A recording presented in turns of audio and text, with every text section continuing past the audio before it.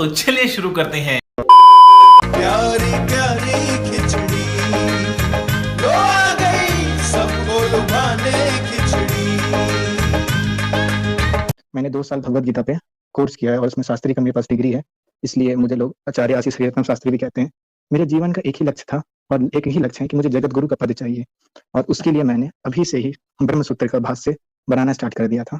अच्छा, अवतार शब्द का अर्थ होता है, जैसे हमारे में अब संस्कृत की बात करें तो संस्कृत अवतार शब्द जो है वो संस्कृत का नहीं है। भगवान जो है, समझ लीजिए अगर समुद्र है, उस समुद्र से जो पानी एवापोरेट होता है, फिर वही बादल बनते हैं और फिर बारिश होती है और फिर उसी समुद्र में जाके मिलता है। यानी वही अंश जो है, अगर किसी पूर्ण चीज से हम किसी अंश को भी निकालेंगे तो भी पूर्ण रहता है। अवतार शब्द का अर्थ है कि भगवान जो है खुद को, भगवान जो है अपने आप को विविध विविध रूपों में जैसे प्रकट्य लेते हैं। ये है एग्जाम्पल दिया था कि जैसे ईश्वर जो है वो समुद्र की तरह है और उसके जो बूंद होते हैं वो उसके अंश होते हैं और वो उसी के गुणों को धारण करते हैं। इसी प्रकार वो बूंद भी जो है वो ईश्वर ही है, अवतार भी ईश्वर ही है। ठीक है, तो मैं एक चीज समझाता हूँ। ईश्वर जो है वो सर्वव्यापक है, ठीक है, वो हर जगह।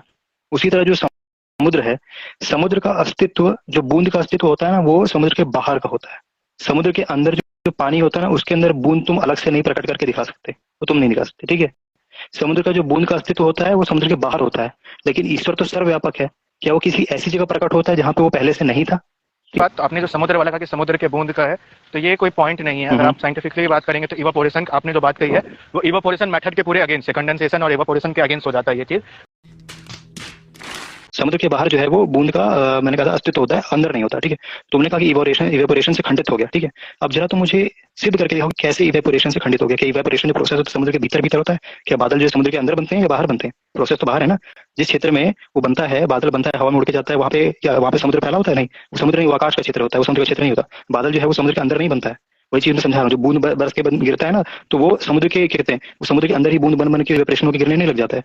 वही चीज मैंने तुम्हें समझा कि जो बूंद बनने का प्रोसेस है समुद्र के बाहर होता है। ठीक है, समुद्र के अंदर जो मछलियां और पूरा एकदम विशाल का क्षेत्र होता है, समुद्र के अंदर ही प्रोसेस नहीं होता है। बूंद का अस्तित्व समुद्र के बाहर होता है, अंदर नहीं होता। और वही मैं कह रहा हूँ कि ईश्वर सर्वव्यापक होने से, अगर ईश्वर सर्वव्यापक है तो उसके अंदर से कुछ अलग होके या उसका अंश रूप में कुछ बनेगा कहाँ? वो तो पहले से ही वहां पर कैसे बनेगा? उसका अस्तित्व ही नहीं होगा, तो वो पहले से ही सर्वव्यापक है। पहले इस पॉइंट पर बात करो। ठीक है, मुझे एक्सप्लेन करो कैसे खंडित होगा। अगर भाई तुम मेरे को सीधे सीधे सिद्ध करो, अगर ईश्वर सर्वव्यापक है तो हर जगह वो है, तो उसको वो अलग से अपने से बाहर कहाँ प्रकट होगा? मैं इसको सिद्ध करूँ।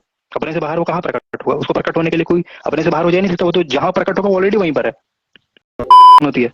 बिल्कुल, तो प्रयोजन है, साकार होने का प्रयोजन है, कंडीशन प्रयोजन कर यार इनको। प्रयोजन कंडीशन में तुमको अंतर नहीं पता भाई। प्रयोजन मतलब कारण होता है, कंडीशन पूछा है, गजब आदमी हो, तो बताओ ना। साकार होने का कंडीशन क्या है? अरे क्या कंडीशन पूछा है भैया, कारण नहीं पूछा। सुनो, या तो हंस लो या तो सवाल कर लो। ठीक है, तुम यार कॉमेडी कर रहे हो, मैं तुमसे कंडीशन पूछ रहा हूँ, तुम बोल रहे हो प्रयोजन। अगर कोई भी थोड़ा भी नॉलेज, अरे मैं बता रहा हूँ ना कि उसका कंडीशन और उसका प्रयोजन के साथ में बता रहा हूँ चीज को। किसी चीज प्रयोजन जानना ही नहीं ना, प्रयोजन पूछेंगे तब बताना, अभी तो कंडीशन बताओ। ठीक है, तो आपका कंडीशन अलग कंडीशन है कि मतलब भगवान जो है, ईश्वर जो है, इस रूप साकार होने का कंडीशन क्यों? कुछ भी जो होता है वो साकार होता है, तो साकार होने का क्या कंडीशन है? मेरे को बताओ, क्या कंडीशन इजी टू साकार मान लिया जाएगा? हर चीज को इजी टू मतलब आसान करने के लिए, समझ सही है। अगर हमारा जो पृथ्वी ही है ये, अगर इसमें पेड़ पौधे कुछ नहीं होते, हम सब लोग ये निराकार ही रूप में होता, पेड़ भी हर सब कुछ, तो हम उस चीज को ग्रहण नहीं कर पाते। ठीक है, उस चीज को हम अपना तत्व में बता रहा हूँ एग्जाम्पल के साथ। कंडीशन बोलो भाई।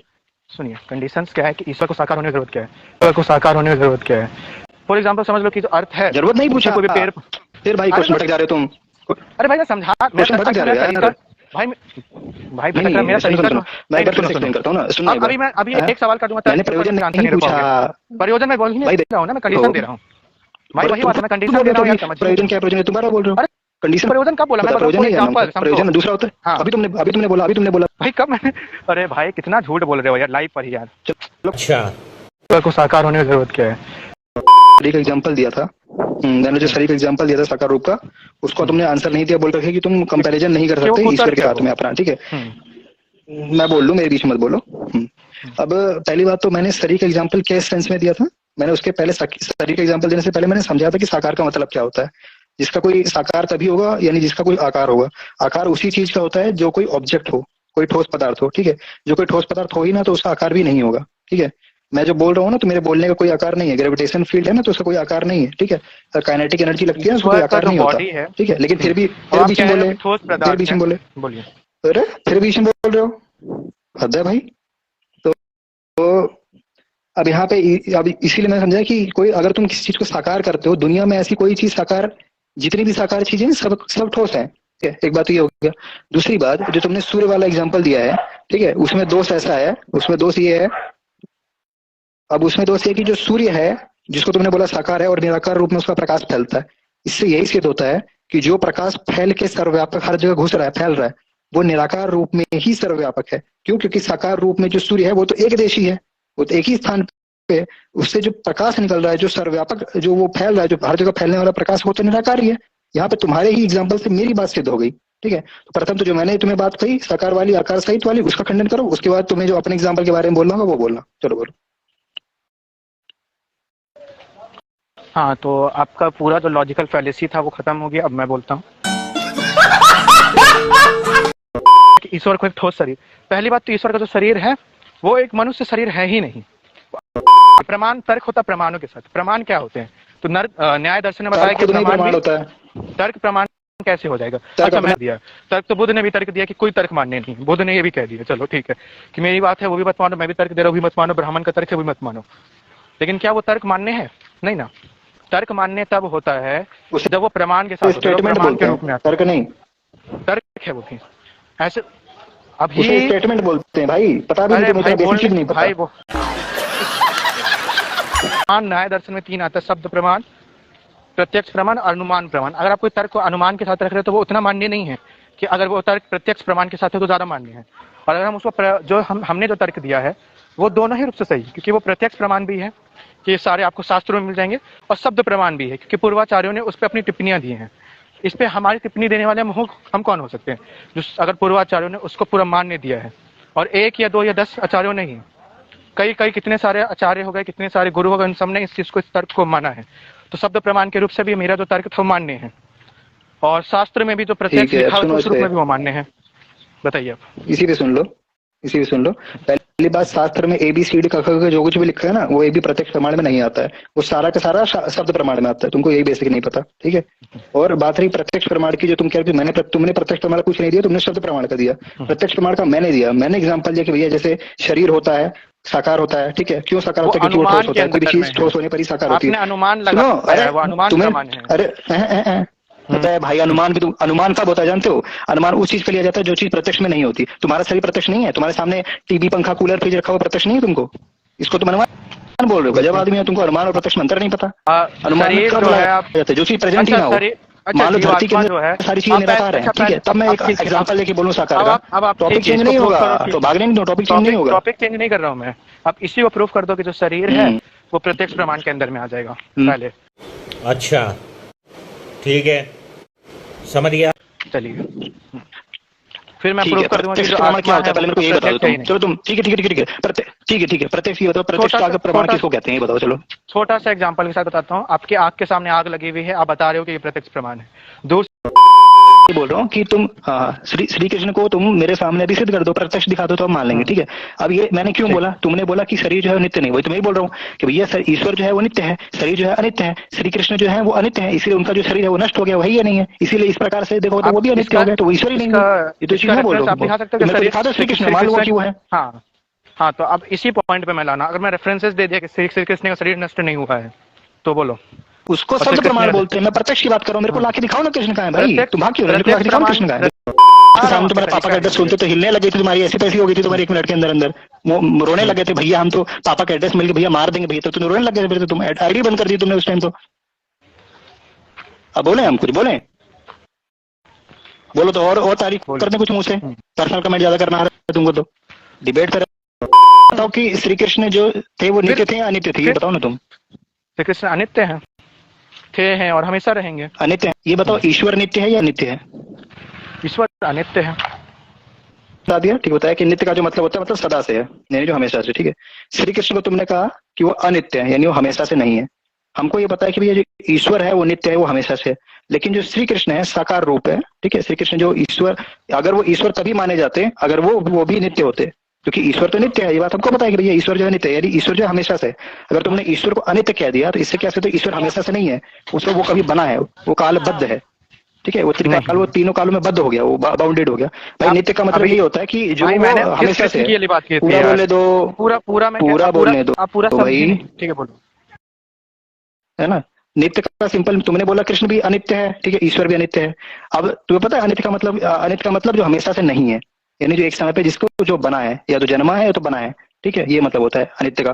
ठीक है, तुमने ईश्वर को भी बना हुआ मान लिया, ठीक है, और अगर ईश्वर बना हुआ है तुम्हारा और कृष्ण बने हुए हैं तो उनका कोई बनाने वाला भी होगा ना भाई। सिंपली तुमने खुद यहाँ पे प्रूफ कर दिया कि ना तुम्हारा ईश्वर जिसको तुम ईश्वर मान के बैठे हो अनित्य वाला वो ईश्वर है, और ना तुम्हारे कृष्ण ईश्वर है। क्यों? क्योंकि वो अनित्य है, क्योंकि ईश्वर नित्य है, ये बात हमको पता है, ईश्वर हमेशा से। अब बताओ। के अंदर में इवन अगर वो विष्णु है, चाहे वो राम है, चाहे कृष्ण है, उन सबको हम जीवात्मा तत्व में रखते हैं। चाहे अगर वो शरीर में, समझ लीजिए अगर वो शरीर में तो जीवात्मा तत्व में है। अभी वो अनित्य परा वासुदेव ब्रजनंदन की जब हम बात करते हैं, जो सर्व कारण कारणम है, ब्रह्म संहिता का पहला ही जिसके लिए मंत्र है, तो उसकी हम बात करते हैं, वो अनित्य परमेश्वर है और उन्हीं की हम पूजा करते हैं। किस रूप में? तो साकारता के रूप में, जब वो कृष्ण रूप में है, समझ रहे हैं, जब वो कृष्ण रूप में है, जब रुक्मिणी भी उनकी पत्नी है, जब सत्यभामा भी उनकी पत्नी है, जब जामवंती भी उनकी पत्नी है, ऐसे रूप में, समझे। तो भाई तुमने ये मान लिया कि जो महाभारत काल के जो कृष्ण है वो अनित्य है, जिससे कोई भी मनुष्य होता है। मनुष्य क्या है? हम तो शरीरधारी हैं, हम भी अनित्य हैं, ठीक है, हमको हमेशा से थोड़ी हमारा जन्म। उसी प्रकार श्री कृष्ण है वो भी अनित्य है, ठीक है। अनित्य होने से तुम्हारे महाभारत काल के जो कृष्ण थे वो ईश्वर सिद्ध नहीं होते हैं, क्योंकि ईश्वर नित्य। तो भाई जो मेरा पॉइंट था कृष्ण ईश्वर नहीं है, वो तुम्हारे एग्जाम्पल से नित्य नित्य वाले बात से ही मैंने सिद्ध कर दिया, ठीक है। तो इस बात को तुमने मान लिया कि वो जो कृष्ण है वो तो जीवात्मा रूप में है, वो अनित्य है। हमारा कोई टॉप लेवल के 2-4 लेवल वाले जो ऊपर वाले जो कोई कृष्ण है वो नित्य है, बाकी जितने भी सारे नित्य हैं, अनित्य हैं। तो भैया जितने भी अनित्य हैं वो ईश्वर नहीं माने जाएंगे, क्यों? क्योंकि ईश्वर नित्य है, ठीक है, ईश्वर हमेशा से। बाकी जितने भी हमेशा से नहीं है, उनका कभी न कभी जन्म हुआ है, कभी न कभी वो गायब हो गया, ठीक है। इससे सिद्ध हो जाता है कि महाभारत काल के जो कृष्ण थे वो ईश्वर नहीं है। तुम्हारी बात से सिद्ध हो गया। अब चलो बोलो भाई। हाँ, तो हमने कभी क्लेम किया ही नहीं है इस चीज के ऊपर में। हम अच्छा, कृष्ण में भगवान कृष्ण जो भगवत गीता का ज्ञान दे रहे हैं, वासुदेव, वो कहते हैं कि मैं परमेश्वर का आश्रय हूँ। ठीक है, एक फैलेसी तुमने कर दी यहाँ पे फिर से पर्सनल कमेंट करके कि सत्या प्रकाश वगैरह से मिलास पड़ा है, ठीक है, लेकिन फिर से चलो मैं माफ कर देता हूँ क्योंकि तुम बच्चे हो। उसके लिए सॉरी, कोई दिक्कत नहीं, माफ कर दिया, बड़े दिल वाला हूँ मैं, बच्चों को माफ कर देता हूँ। नंदन वासुदेव है, वो उनके आश्रय हैं, और ये चीज आपको बहुत सारे आचार्यों को वीडियो में कौन बोला भाई बीच में बोलने को? तुम्हारा टाइम हो गया ना, शांति से बैठे रहो तुम। हाँ हाँ, अब हाँ, तब मैं अपनी बात रख दूं कि भाई देख लो भाई जनता, इसमें खुद मान लिया भाई ने कि जो कृष्ण है महाभारत काल वाले वो ईश्वर नहीं है, ठीक है। ये लोग उनकी पूजा भी नहीं करते हैं, खुद इन्होंने स्वीकार कर लिया है, ठीक है। तो वही बात हमारे समाज वाले भी यही बात बोलते हैं कि भाई वो जो कृष्ण है वो ईश्वर नहीं है। भारत काल के जो कृष्ण उनकी हम लोग फोटो ला करके बढ़िया बड़े एकदम, उनको हम लोग मनुष्य बोलने कुछ भी बोले, उनको हम लोग ईश्वर नहीं मानते, ठीक है। मैं जितनी बार लिख दूं, मेरे ख्याल अब इनको दिक्कत नहीं होना चाहिए, और अगर दिक्कत होना चाहिए तो फिर मैं इनसे एक प्रश्न पूछ देता हूँ भैया कि श्री कृष्ण में कौन से ईश्वर के गुण थे? हाँ तो भैया आपको कोई दिक्कत है? अब पहली बात उनको हम लोग, अब श्री कृष्ण आप नहीं, वो हम उनको वासुदेव कहते हैं, जिनकी हम बात कर रहे हैं, वासुदेव, संकर्षण, प्रद्युम्न, और ये जो हमने बताया 4 तत्व हैं। हाँ, वो हम उन्हें जरूर जीव रूप में रखते हैं, लेकिन इसका ये मतलब नहीं है कि वो मनुष्य है। तो नहीं, मैं बोल रहा हूँ कि अगर मैं बोलता हूँ कि कृष्ण ईश्वर नहीं थे तो तुमको कोई दिक्कत नहीं? ईश्वर शब्द के लिए नहीं, बहुत अच्छे, बिल्कुल। कृष्ण नहीं, वासुदेव। ठीक है, देखो ईश्वर का मतलब ऐश्वर्यवान होता है भाई। देखो कृष्ण के नाम से फेमस है, तुम किसी और नाम से बोलो तो हमें फर्क नहीं पड़ता। श्री कृष्ण मुझे एक गुण दिखाओ, हाँ श्री कृष्ण मुझे कोई एक गुण दिखाओ जो कि मानवों से भिन्न हो। हाँ बिल्कुल, बताओ मुझे, मुझसे बोल के बताओ। भगवत गीता में बताओ, कोई एक सिंगल चूज करो। हाँ, वो नहीं पूछा भाई, तुमसे गुण पूछा है। गुण के लिए कोई सिंगल एक गुण बताओ। बहुत तुमने बोला बहुत गुण है, तो मेरे को एक बताओ जो मानवों से भिन्न हो। वासुदेव का सिंगल गुण जो जीव में ना हो। हाँ सोचो 1 घंटा लगेगा, सोचो। अभी है, बिल्कुल है, लिखा हुआ रेफरेंसेस, लेकिन मैं उसका उतना मेरा स्टडी अभी एक बताओ ना भाई। अरे भाई इतना परेशान, एक गुण नहीं बता पा, एक बताओ सिंगल। तुमने बोला बहुत सारे, एक बताओ सिंगल गुण जो जीव में होते हैं लेकिन कृष्ण में नहीं थे, कृष्ण में कुछ अलग ही थे। हाँ, तो जीव में क्या है कि जीव जो है वो न्यास योग को कभी भी कंप्लीट नहीं कर सकता। कृष्ण का न्यास योग कंप्लीट है। जीव जो है वो कभी भी अपना जो ज्ञान है वो 64 दिन में नहीं कर सकता। श्री कृष्ण ने अपना सारा ज्ञान 64 दिन में कंप्लीट कर लिया था। एक मिनट अब इसी में रुको भाई। देखो सुनो, ये जो होता है ना, जो तुमने गुण बताए, ये मानवोचित गुण है, ये जीव के गुण नहीं है। तुमको यार क्या ही बताऊं, गुण जीव के गुण बताओ जो कि कृष्ण में अलग थे लेकिन किसी जीव में नहीं पाए जाते हैं, ऐसे बताओ। आत्मज्ञान ना 64 दिन में कर लिया और एक हाथ से पर्वत उठा दिया, इससे मानवोचित गुणों में आता है। ये मानवोचित कर्मकांड होते हैं, इसको ये बोलते हैं। जीव के गुण मौलिक होते हैं, ये मौलिक गुण इनमें से तुमने एक भी नहीं बताया। ये कार्मिक गुण है, मौलिक गुण नहीं है। मेरे को मौलिक गुण बताओ। मौलिक गुण का तो भी बस उतना नहीं है स्टडी, सीधा बात है। अरे तुमने बोला भाई कि बहुत सारे हैं, ऐसा कैसे नहीं है भाई? नहीं, उनको तुम सीधा समुद्र की बूंद बता रहे हो तो एक गुण तो बताना पड़ेगा, थोड़ी जाने देंगे भाई। एक गुण बताओ। बिल्कुल है, समुद्र का बूंद है। और उसमें भगवत गीता में ही है। जैसे इस बात को समझना, जैसे समझना अहमद से जगतो माता पिता, है ना, कि जैसे समुद्र है, 7वें अध्याय का 9वां नंबर श्लोक है कि जब वो जिस जगत में है उसमें वो कहते हैं अहमद से जगतो माता पिता पितामह अहम ओमकार रेग यजुर रेग साम यजुर विचा। भाई ये भी गुण नहीं है यार, ये उनका मौलिक गुण है। कैसे? जैसे मैं समझाता हूँ भाई मैं समझा देता हूँ। मेरे को मौका दो ना, मैं तुम्हारी कंफ्यूजन दूर कर दूंगा, समझना। जैसे समुद्र खारा होता है, तुमने समुद्र का जल थोड़ा सा निकाला तो वो जल भी खारा ही होगा ना, गुण दोनों के समान होंगे, है ना। जैसे तुमने कोई हीरा लिया और हीरे का टुकड़ा कर दिया, तो जो हीरे का टुकड़ा है उसका गुण और हीरे का गुण एक समान ही होगा। हाँ, ये चीज ना गुण, अब ये मैं समझा। इसमें मैं बताता हूँ, जैसे जो भगवान है, इसीलिए मैंने तुमको एग्जांपल, मेरे को पता तुम नहीं समझ पाओगे। अब मैं समझ गया। तो भगवान कृष्ण है, मतलब भगवान वासुदेव, जो भगवान वासुदेव है, और जो परा वासुदेव ब्रजनंदन जिनको हम कहते हैं, जो परमेश्वर है, हाँ परमेश्वर है, उन दोनों के बीच की अभिन्नता क्या है? मतलब दोनों के बीच में ये क्या, मतलब मौलिक दोनों का मौलिक गुण क्या है? तो जो बड़ा वासुदेव है वो भी अचिंत्य है, और वो अचिंत्य तत्व जो है वो 36 तत्वों के ऊपर है, यानी जो स्थिति चक्र है उसके ऊपर है। वैसे ही जो श्री कृष्ण है, वो जो हम कहते हैं जीव, जितने भी जीव है, जीव आत्मा है, उन सब में अचिंत्य है और उन सब में से ऊपर है। तो ये उन दोनों की जो साकार, उन दोनों की जो ये है। सुनो, इसको भी गुण नहीं बोलेंगे, फिर तुम गलती की, इसको भी गुण नहीं बोलेंगे। क्यों नहीं बोलेंगे? जैसे मान लो कि मैं कहता हूँ कि ये जो स्पेशल जीव है ये बाकी जीवों से ऊपर है, तो कोई मेरे से कारण पूछेगा, भाई ठीक है तुमने बोला कि ऊपर, लेकिन क्यों ऊपर है? तो मैं बताऊंगा कि भाई जितने भी जीव हैं वो तो अल्पज्य है, लेकिन ये जो जीव है ये सर्वज्ञ है, इसलिए उनसे ऊपर है, तो वो उसको बोलते हैं मौलिक गुण। ठीक है, बिल्कुल। वैसे तुम मौलिक गुण बताओ ना भाई, तुम मौलिक गुण नहीं बता रहे हो, पता नहीं क्यों समझ नहीं पाते हो, इतना जगत गुरु बनने वाले समझ नहीं पा रहे हो। हाँ, तो कृष्ण जो है वो पहले वो अल्पज्ञ नहीं रहते। हम सब जो है माया में है, हम हैं, आप हैं, हम सब जो माया में है, इस कारण से हम जो है अभी मटेरियल वर्ल्ड में है, और हम जो है जीवन मृत्यु के चक्र में है। लेकिन जो कृष्ण है वो जीवन मृत्यु के चक्र में नहीं है, नहीं हो जीवन मृत्यु के चक्र में नहीं है जी। अच्छा, ठीक है, वो आश्रय रूप में है, तो मतलब ये जीव के गुण है। हाँ, ये सब जीव के गुण है जीवन मृत्यु के चक्र में, लेकिन कृष्ण जो है ठीक है वो, हाँ हम जो है हम अपना, अब मैं तुम्हें बस इतना काफी है, एक ही काफी मेरे लिए, तो मैं एक ही में आगे बात बढ़ा दूंगा। ठीक है, तुमने कहा जीवन मृत्यु से नहीं, तुम्हें पता है जन्म और मरण का अर्थ क्या होता है? कि मरना, फिर पुनर्जन्म किसको कहते हैं पता है? नहीं, जब अपनी माता के पुनर्जन्म छोड़ो, बस मुझे जन्म किसको कहते हैं, जन्म की परिभाषा जानते हो क्या होता है? जन्म किसको कहते हैं? जन्म यानी कि जब मनुष्य का पैदा होता है वो उसको जन्म कहते हैं, जब वो एक नए रूप में पैदा होने का ही दूसरा नाम जन्म होता है। हाँ, वही है, जब उसका नित्य शरीर यानी उसकी आत्मा जब किसी एक पंच महाभूत वाले शरीर में आती है तो उसको जन्म कहते हैं। आप सही पकड़े हो। जब आत्मा का शरीर से योग होता है तो उसको जन्म बोलते हैं, जब आत्मा का शरीर से वियोग होता है तो उसको मरण बोलते हैं। गुड, ठीक है। अब यहाँ पे हमको क्या समझना है? श्री कृष्ण का तो यही, आप समझो। तुमने बोला कि जन्म मरण से रहित है ना वो, तो यानी उनका जो जीवात्मा है, ठीक है, वो शरीर को धारण नहीं करना चाहिए और नहीं त्यागना चाहिए, राइट? बिल्कुल। तो क्या उनका जो जीवात्मा या उनका जो भी अलग टाइप का आत्मा था, क्या उसने श्री कृष्ण के साकार शरीर को धारण नहीं किया हुआ था? अब पहली बात, इसमें हम आपको बहुत अच्छा एग्जांपल देते हैं, बहुत अच्छा चीज से समझा देते हैं, ये बहुत अच्छा टॉपिक है। और जो अगर ये अच्छा टॉपिक है ना, जो मेरा सबसे वो बाद में समझाना, पहले हाँ या ना बोला जाता है, उसके बाद एक्सप्लेन किया जाता है। तो पहले बोला कि क्या उनकी आत्मा ने शरीर को धारण किया था, शरीर को धारण नहीं किया था? नहीं किया था। ईश्वर ने शरीर धारण किया कि नहीं किया कृष्ण ने? हाँ, तो शरीर उन्होंने जिस शरीर में, हाँ उन्होंने एक शरीर में आया, जो उन्होंने जो शरीर धारण किया ना, अचिंत्य जो था तत्व, बिल्कुल किया। अभी मजा आएगा ना भिड़ो। तो जन्म मरण से कैसे मुक्त हो गए भाई? तो तत्व से बना हुआ था ना? तत्व हाँ बिल्कुल बना हुआ था। तो दर्शी था या दर्शी था? अब ये इसका मुझे नहीं पता ना। क्या मैं कह रहा हूँ, बच्चे से बड़े हुए कि नहीं हुए? बिल्कुल हुए। अब तुम मुझे कोई ऐसा चीज बताओ जिससे कि ये पता चले, कोई ऐसा गुण बताओ, कुछ ऐसा है ना, जिससे कि समझ में कि नहीं जो उनका शरीर था वो पंचभूतों से कुछ डिफरेंट था। कि वासुदेव जो है वो मनुष्य रूप में है, ये मैं कह रहा हूँ कि मनुष्य रूप में है, उनकी पत्नियां हैं, उनके बच्चे भी है। अगर मनुष्य रूप में है तो हमने मनुष्य क्यों ना माने? तो मनुष्य, अरे भाई, तो बिल्कुल, अरे मैं तो कहा कह रहा हूँ कि आप उसको मनुष्य बताओ, जीवात्मा हम नहीं कह सकते उनको। मैं बताता हूँ तुमने कहा था। हम जो कृष्ण वासुदेव है उनको जीव तत्व मानते हैं, और ये चीज सत्य है, ये चीज हम लोग उसके लिए रेफरेंसेस देते हैं। और स्थिति चक्र का मतलब वो जीव है ना, वो जीव, हाँ जीव है ना, जीव सुनो, अगर वो मनुष्य, ठीक है, अगर वो जीव है तो गुण भी जीव वाले होंगे? बिल्कुल हो सकते हैं।